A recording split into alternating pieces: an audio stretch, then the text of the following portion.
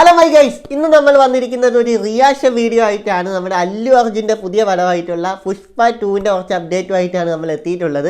കഴിഞ്ഞ ദിവസമാണെങ്കിൽ അവരെല്ലാവരും കൂടി ചേർന്നൊരു പരിപാടി നടത്തി. ആ ഒരു പരിപാടിയിൽ ഇങ്ങനെ കേരളത്തിൻ്റെ തമിഴ്, ഹിന്ദി എല്ലായിടത്തും റിവ്യൂവും കൂടെ എടുത്തിട്ട് അവരുടെ അഭിപ്രായങ്ങളൊന്ന് കേൾക്കാമെന്ന് വിചാരിച്ചു. പക്ഷെ അല്ലു അർജുന് മലയാളം അറിയില്ലല്ലോ, അപ്പം മലയാളികൾ അങ്ങ് ഊക്കി വിട്ടിട്ടുണ്ട്. അപ്പോൾ അല്ലു അർജുൻ വിചാരിച്ച് എന്തോ വലിയ സംഭവമാണെന്നൊക്കെ വിചാരിച്ചുകൊണ്ട് അല്ലു അർജുൻ വലിയ ഗെറ്റപ്പിലൊക്കെ അവിടെ ഇരുന്നു. പക്ഷെ അല്ലു അർജുന് മനസ്സിലായില്ലല്ലോ മലയാളികൾ ഊക്കിയതാണെന്ന്. അപ്പോൾ നമുക്ക് ആ റിയാക്ഷൻ വീഡിയോ ആണ് ഇന്ന് കാണാൻ പോകുന്നത്. അപ്പോൾ അല്ലു അർജുനല്ല ഊക്കിയത്, രശ്മിക മന്ദാനയാണ് ഊക്കിയത്. ഓക്കെ, അപ്പോൾ നമുക്ക് എന്തായാലും ഫസ്റ്റ് ആ ഒരു വീഡിയോ കണ്ടിട്ട് നമുക്ക് సంసారిద్దాం. చేయబోతోంది శ్రేయస్ మీడియా.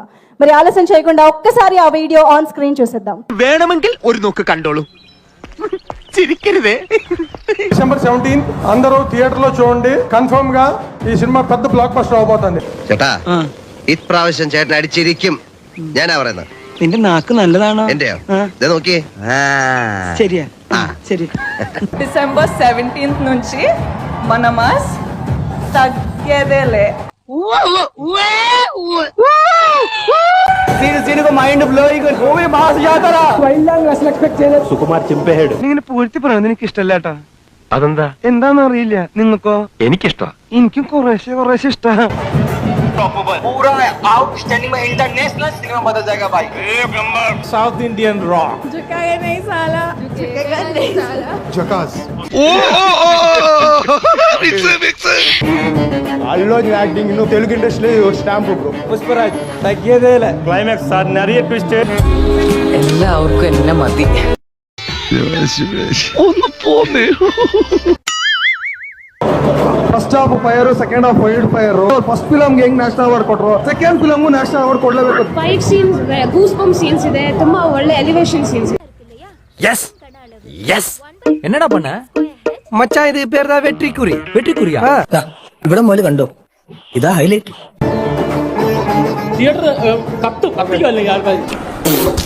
സോറി എന്ന് ഞാൻ പറയില്ലട നാറി. സോറി ചത്തുപോയതിന്റെ അപ്പം വന്ന് പറയുടെ പട്ടി തെണ്ടി.